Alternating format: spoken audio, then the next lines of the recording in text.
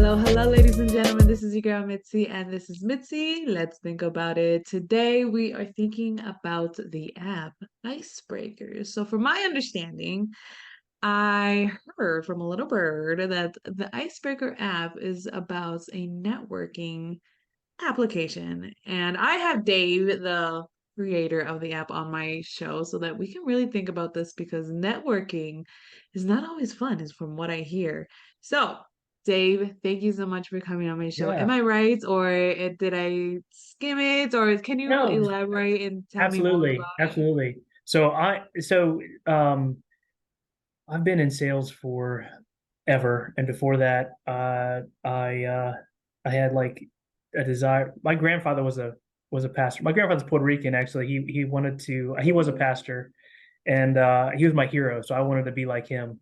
So he was very gregarious and outgoing, and just a great guy. And meeting new people, and we were always moving to a different school. I went to multiple different schools in elementary school through high school. So meeting people was something that like I kind of got used to. And then I Yeah. ended up in sales, and I ended up like everything about my life was about like connecting with people in some fashion. And I have uh you know I would say if the average person is like meh on networking, like I'll do it if I have to. I'm like Yeah. a little bit above average in terms of like appreciation for it and kind of dig it a little bit. But Okay. uh, I've always had to network in my chosen career of sales. Okay. And even though I am someone who doesn't mind getting out and meeting new people, would probably be a little bit above average on that. I still found myself with the same problem that everybody else has with networking, which is where do I start? You know, it's not even where do I start in terms of starting a conversation. It's like, okay, now I'm having a conversation with someone who is not my tribe. They can't help me at all, and I can't help them. And now what? We're the only two people talking. How do I get out of this conversation and make sure I get the value out of this event that I'm at? And so that's Yeah. where IceBrekr came about. It's I'm just exuding energy here. That's why the lighting keeps changing here.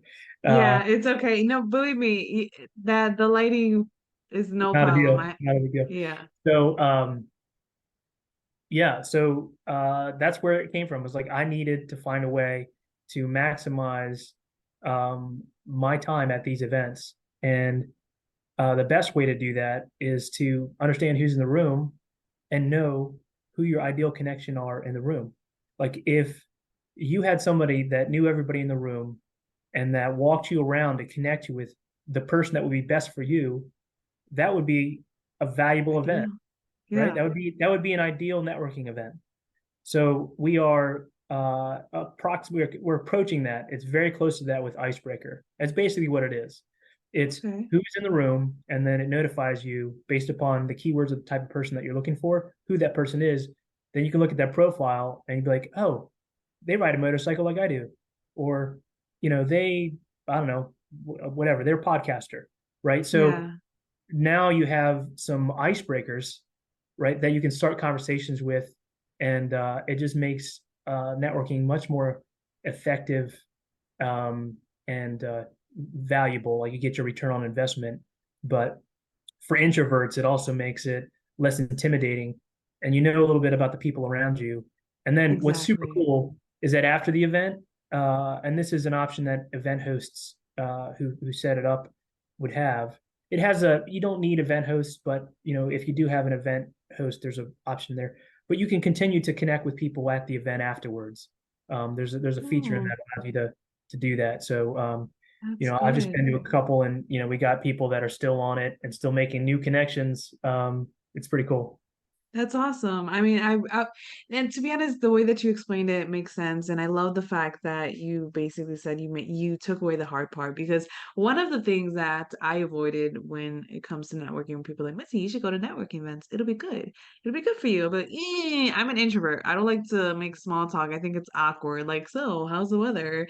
Have you seen this episode? Like, you know what I mean? Like, it's weird. It's cringing sometimes. So Yeah, for me, yeah, I never participated in networks yeah, because of the thought of that goes into it. So what you just created basically breaks that. yeah. So if somebody was like, Missy, you should go to this networking event, but download this app so that you can just fill everything up real quick and it'll be easy peasy. And then you don't got to worry about it. And then you know who you want to talk to if you want to talk to somebody. And then I could look for the face and look and see and Hmm. match everything up. And it makes it more of a game or it makes it I love more that. Yeah, easy of a situation. And that right there I think is beautiful because goodness, there's so many people like me that avoid that type yeah. of interaction because it's such an awkward situation. It is. It's Awkward. awkward for everybody. I think I've looked at research at one time, and I think that the majority of people are introvert on the introverted scale. Then there's the ambivert, which is kind of in the middle. Very Yeah. few people are extroverted, and like whatever, clinically extroverted. I don't know how you would say that, but like legitimately fully That extroverted. But I'll yeah, accept that's it. a yeah, that's that's a great point of the getting people comfortable beforehand. Yeah. Exactly. It's that get that beforehand because nobody likes to really meet anybody out of the blue anymore because it's like a blind date. You know what I mean? So it's just weird. I don't know. Anyways, It's but part of the sausage making, right? You know, the awkward stuff, you just you gotta acknowledge that it's there, it's gonna happen, like it's gonna happen. And it's just like first dates. First dates are awkward, right? yeah, You gotta because go I out, you hate gotta get awkward through it. situations. You gotta get through it. You just know it's gonna happen. You know it's gonna be there, and you just gotta do it. It's it's I just can't. I don't like to rip off that band-aid. That's yeah, why I was single for so long before I found my husband because goodness, the dating and just going out there, just like I get nervous. And when I get nervous, I either talk too much or too fast and I start to ramble or I start sweating. Like goodness, it's not a good time. It's a hot mess. So when I'm around people that are professional and I'm supposed to be professional, I'm not. I'm like sweating and I'm just stressing and then I just walk away because of my anxieties everywhere. So I don't get to enjoy it and I don't get to embrace the situation. But I guess go back on topic. What really made you realize like this was working? Like I know you said some stories that people were still connecting, but what made you realize like wow, IceBrekr, this app is truly making a difference? Don't worry um about your lighting. Stop looking at yourself. I'm not, that's my cat. uh it's super cool that I have so many more stories than the one that I originally shared uh to that question. One of the first, so um you got to test it and you got to get it out there. You just got to fail forward with everything, software included, but especially something that's as unique as the tech that we're using. But so we're at this event, and this guy, you know, asks me. I can't remember what he asked me because we had I think it was a long story short. I basically showed him how to use the filter. Right, you can see everybody in the room. Great, it's all on the discovery screen, and you're not going to like. You can read their headline of like what they say about themselves, in a little headline. But so much more valuable if you use the search bar or the filter button, which basically saves your search. But I asked him, "What are you looking for?" And he said, "A marketing person." And this is my first story of like I felt like yes, I am making a difference. So we put marketing in there, and he's like, "Oh snap!" There was somebody in the room. This is like a bar, it was like a mixer. It's just a regular old Okay. mixer. I think we had like 30 people there, 40 people there, Okay. and yeah, he beeline right over and talked to the person he needed to talk to. That's what made that event valuable for him, and I was able to immediately show him that the IceBrekr app got in that value immediately. That was the first of many cool stories Maybe I'll share one more from this past Friday. Go ahead. We were in London and a big event in London, and I was talking to somebody, and she's like, "Oh my gosh, it's so cool! I just found a deal for my friend." So one of the speakers at this event is a friend of mine, and this lady happened to be a friend of her as well. But she said that at the event, she looked in the app and she like saw that somebody was there that was a friend of hers. And long story short, that person needed an accountant, and there was another person in the room, the speaker, who was an accountant person, and she put them together. So money made, revenue generated as a result of being able to know who's in the room, and then either make the connection yourself or make it for somebody else. It was cool.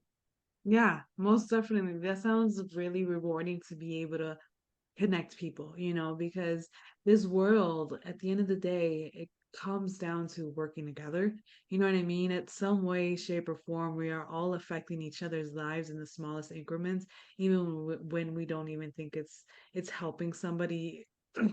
Could be helping somebody across the room, across the world, across the states, wherever it could be. But we all affect each other's lives, and to find people in just the same room that be able to affect our lives in a positive direction is very rewarding. And to be able to know that you participated in that, and you were able to help somebody find something on your app to make it easier for them, and to see all of this unfold before your eyes. I mean, I'm pretty sure this was like a blessing. Like, you were just like, oh, I'm standing finally in my blessing. Am I right?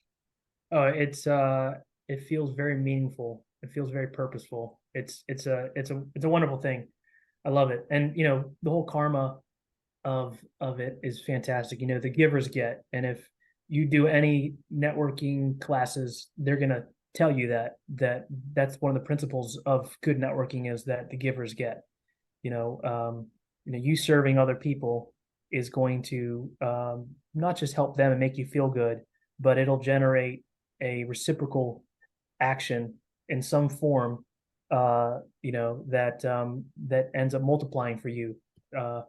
So I love it. Yeah, it's fantastic. Awesome, awesome. So I guess I have to ask, what would you tell your younger self if you could tell them tell your younger self anything? Uh, you know, Being patient. I think everybody has a different. So, like, my advice to my younger self might be different from somebody else. Like, Of course. so for me, I I tend to be a little bit ahead of the market. And For example, or I can be impatient at outcomes. um, I have this idea of how things are going to unfold and where it's going to be and where it's going to go. And if if it's not happening, that doesn't mean it's not working, or doesn't mean that it's not going to happen, right? It's just sometimes you just have to be a little bit more patient and stick to it. So, uh, I'm an Enneagram 3, I'm a Sagittarius, I'm like a lot of different things. And what they say is like, you got to finish stuff, you know. There's a disc profile. I'm like a really high I. I'm a D. My highest are D and I and so on. But all these profiles are all about like finish the course, and you don't finish the course because you're not patient. And so I think this time it's been a mantra for me over the last few years is be patient, be patient, be patient. And I'm finally starting to see, the snowball effect and the momentum. But I have That's some other things that if I'd been patient, I would have, made more money on. So hey, you gotta yeah. lose some to get the lessons, right? The L's. Exactly. Sometimes you have to go through those hardships to really learn that lesson. It's about learning that lesson though, because when you don't learn that lesson, you're gonna just keep repeating and Did it repeating and again. repeating it until you realize like I should have had a V8. That's awesome. I think what stood out to me in the beginning was when you said that you were constantly networking, because one of my questions was going to be, how many networking events did you go to before you realized like I need to get this set up already because it's driving me crazy talking to all these random people. But you basically kind of said it in the beginning, like you were constantly networking, moving around and just exposing yourself to different people. Like I'm I always moved around too. I'm Puerto Rican as well. So Mm, I don't know if it's just a Puerto Rican thing where we're like nomads and we're constantly moving and we it's go through it's so many gotta be in the different DNA. schools, you know what I mean? So we finally realize like I am done, so I'm not sure if that's just a relatable thing because of culture, but you know, I think it's funny because I dread sales even though I constantly always had a network. And I'm a good people's person. Like I could talk to people, like, I'm talking to Sure, you look at and your I've had, podcasters. you Yeah. know what I mean? But it just comes down to like those interactions of just selling and just and this networking is just I feel like I'm forcing myself onto people and it's just weird, I mean, what is your opinions on like what was that moment in the beginning before you started, realizing like this has always been what I've been doing? Before you had that realization, I mean, was it ever difficult? Oh yeah. Again, it's just like you just it's more it's more a label on it. It's like it's not bad, it's just how it is. And um It's not bad, it's just how it's at. the awkwardness, yeah. At one point in sales, I had to realize that the person that's on the other line or that's across from me, I'm doing them a service, right? And in networking, you're serving each other. It's not like you're the one that's the maitre d and they're the one that's the customer or whatever. In networking, it's like you're both serving each other, so it's a little bit more of a peer to peer. But in a sales conversation, uh, that person is looking for you to lead, and it took me. I Mhm. know not everybody wants to be the leader, but if you're in sales, you are the leader, or there's I feel nothing, like or you're not, I or you're feel not like gonna. it's so pushy. I feel like sales is such a pushy industry to be in because I've heard that. I've heard that line. Believe me, I've heard that line. Like you have to be a leader. You have to be able to push yourself forward and not take no for an answer. But not taking no for an answer is frustrating because it's like That's you're always facing no's. So it's like for me, Yeah. it's like it Well, breaks my spirit. I can't do I hear it. you. So many That's no's. No. I No, it is not for everybody for sure, and for those who it is something that they want to do. I mean, obviously, it can be very lucrative, but Yeah, it's how you look at it, and that's then true. not every salesperson is marching by the same beat, working from the same ground rules, and the ground rules of a good salesperson are that you're there to serve. So you're leading, yes, but you're leading in a way that serves them. And there's some people that, and there's movies about, like you said, don't take no for an answer, or, what is it? Um, uh, Always It's be your closing. character. That Yeah. movie, I can't remember what the name of that depressing movie is. A lot of sales movies are kind of depressing, to be honest with you. But and Yep. they just have it wrong. Like if you have had an experience with a good salesperson, they've asked you questions to draw out your needs and your wants, your goals, the like what would happen if you don't get this? Like you already know that outcome because that's the one you're living in, Oh, right? wow. That was deep. Goodness. Mic drop. Goodness gracious. If anybody who's in sales, they need a quotation to use, I guess use Dave's, right? Because that was Yeah. amazing. And that's the benefit, the value of being a servant in leading in sales is that you're able to serve them to get to their outcome that they want, and if you have the ethics to kind of walk them through it, you can feel great about yourself. And those uh, are are just the stepping stones to the yes. Like, Oh, well, you look know, at you. Oh, way to flip it around. I like that very much. Good job, Dave. Woo, woo. Awesome. I like that very much. Just because when people are able to flip a perspective into something positive, I feel like that's a skill. You know what I mean? Let's be honest. It has to sure. be a working skill to be able to develop to be at that point. I don't think nobody's necessarily born with that. You know what I mean? Because let's be honest, you have to go through a lot of no's to realize, you know what, it's not this no, but maybe it's the next person, and then it might be a yes, and then you have to keep Absolutely. going and keep going. So that's a beautiful way to put it because a lot of people need to think about it like that, including myself. Yeah, I mean, what So, a mentor is basically someone who's seen the road ahead of you and then mm, tells you, "Hey, look, I know what this is what it looks like, but I'm telling you from the future, or I'm telling you from this side, you need to look at it differently, right?" And then you believe them, and then you get the outcomes that they've experienced or they know down the road. So some of this is just a little bit of a reframing, like a perspective change. Uh, mm. you know, Yep, most definitely. Great, great. This has been such a great conversation. And I guess to start wrapping up the show, what could be some great lasting advice that you can leave us off with? Even though you already gave us some great tips and some great words to really think about, what can be some lasting words of yeah, wisdom? I really like this one because we talked about networking a lot. We've already talked about the givers get, which is huge in both personal and in business. But the other one is to be curious. And to be honest with you, that's what makes you a good podcaster is that you're curious. Hmm. And if listeners can take that, mindset to networking events or that first date or whatever, it really does help, right? Just being curious.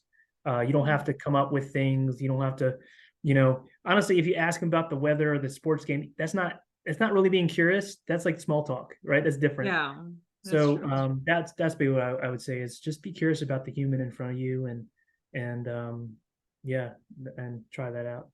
Awesome. That's awesome. I haven't had anybody say curious yet, so that's the first. So thank you because curiosity really does trigger your thoughts and to ponder and to wonder and imagination and creativity and the what ifs of the world. I mean, curiosity, it may have killed the cat, but I heard that it brought it back. Nice. So that's it. Love That's the it. show. If you guys want to know more about Dave, I have his lovely photo on my website along with the link to IceBrekr's app, so that you can go ahead and download it and check it all out. And if you want to hit up Dave, go message him and Let's let him do. know what's on his mind so that you guys can all continue on thinking. So be safe out there, y'all. Bye.